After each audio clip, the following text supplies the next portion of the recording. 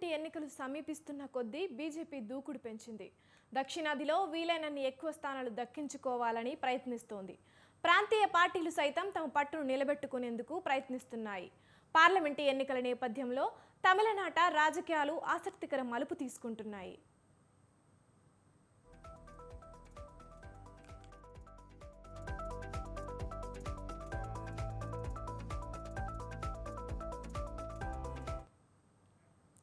India కూటమిలో భాగంగా ఉన్న డీఎంకే కాంగ్రెస్తో పాటు ఇతర పార్టీలను కూడా కలుపుకుపోయే ప్రయత్నం చేస్తోంది.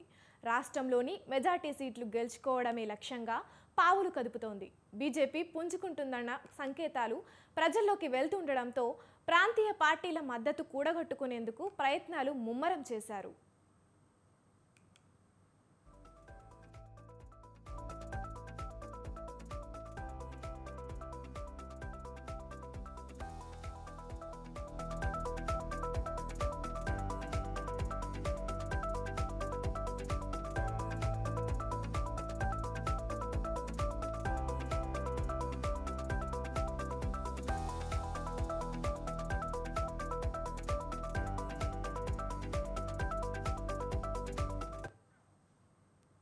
తాజాగా తమిళనాడు ముఖ్యమంత్రి స్టాలిన్తో మక్కల్ నీతి మయ్యం పార్టీ అధినేత నటుడు కమల్ హాసన్ భేటీ అయ్యారు. భేటీ అనంతరం లోక్సభ ఎన్నికల్లో డీఎంకే పార్టీకి మద్దతు ఇస్తున్నట్లు కమల్ హాసన్ ప్రకటించారు.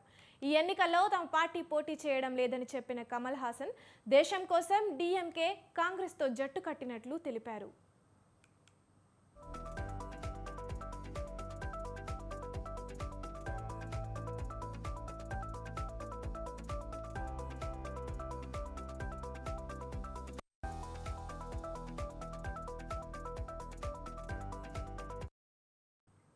ఎన్నికలు సమీపిస్తున్న కొద్దీ దక్షిణాది రాజకీయాలు రసవత్తరంగా మారుతున్నాయి. ఏపీలో టీడీపీ, జనసేన, బీజేపీతో జట్టు కడితే కాంగ్రెస్తో జట్టు కట్టుకున్నాయి కొత్త పార్టీలు.